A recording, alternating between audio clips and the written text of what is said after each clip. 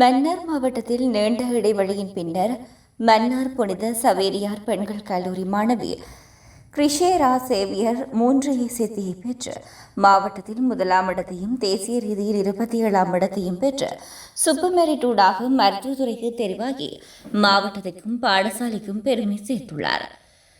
கிருஷேரா Xavier புலமை பரிசில் பரீட்சையில் 185 புள்ளிகளை பெற்று மாவட்டத்தில் 4 நிலையை பெற்றிருந்ததுடன் காப்போது சாதாரண பரீட்சையில் 9 சித்திகளையும் பெற்றிருந்தார்.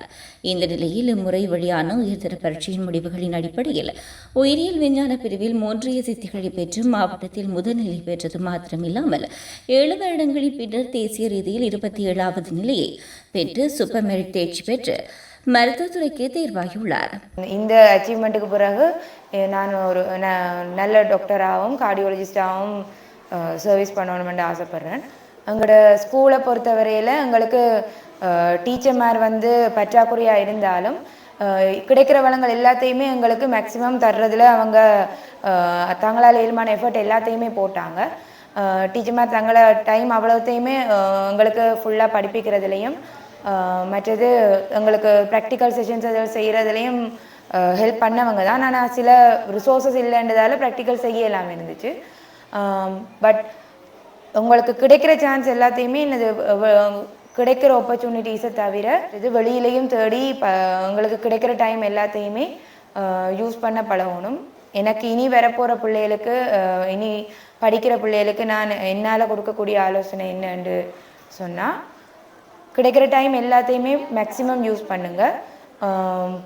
பெரிய பெரிய இலக்கை பார்த்து பயப்படாமல் அண்டண்டைக்கு செய்ய வேண்டிய வேலையை டார்கெட் பண்ணி முடிச்சிங்கண்டா உங்களுக்கு தேவையானது, அதாவது நீங்கள் ஆசைப்படுறது நீங்கள் பிளான் பண்ணி டைமை மேனேஜ் பண்ணிங்கன்றாலே காணும்.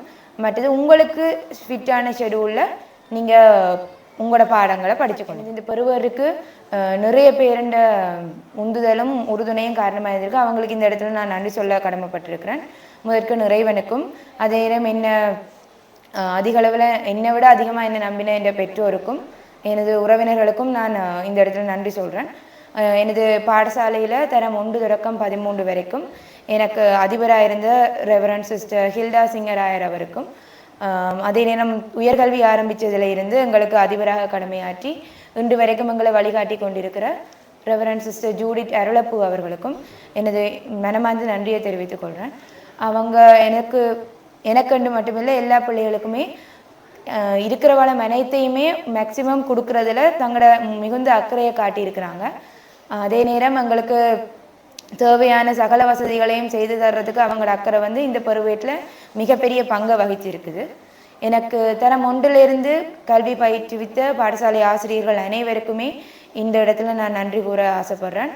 அவங்க எல்லாருமே கல்வி என்றதை தாண்டி எங்களுக்கு நிறைய அறிவுரைகளை வழங்கியிருக்கிறாங்க.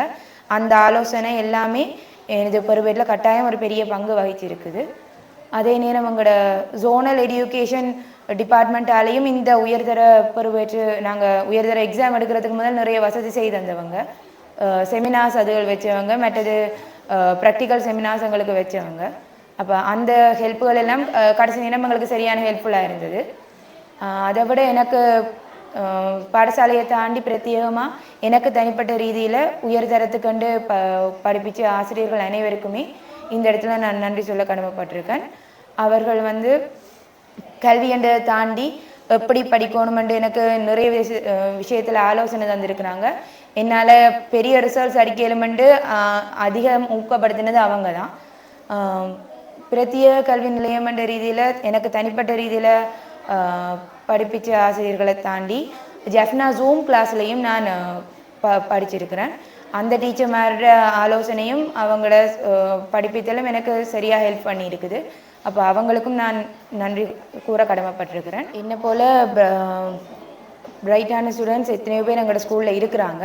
ஆனால் பௌதிக வள பற்றாக்குறை மற்றது ஆசிரியர் பற்றாக்குறைகளை எங்களோட ஸ்கூல்ஸ் இப்பையும் ஃபேஸ் பண்ணி கொண்டு தான் இருக்குது. பொறுப்பான அரசாங்கமும் அதிகாரிகளும் இதை கருத்தில் எடுத்து எங்களுக்கு தேவையான வளங்களை இன்னும் அதிகமாக தருவாங்களா இருந்தால் என்ன மாதிரி இன்னும் நிறைய ஸ்டூடெண்ட்ஸ் இனி வரப்போகிற காலங்களில் சிறந்த பருவர்களை பெற இயலுமென்று நினைக்கிறேன்.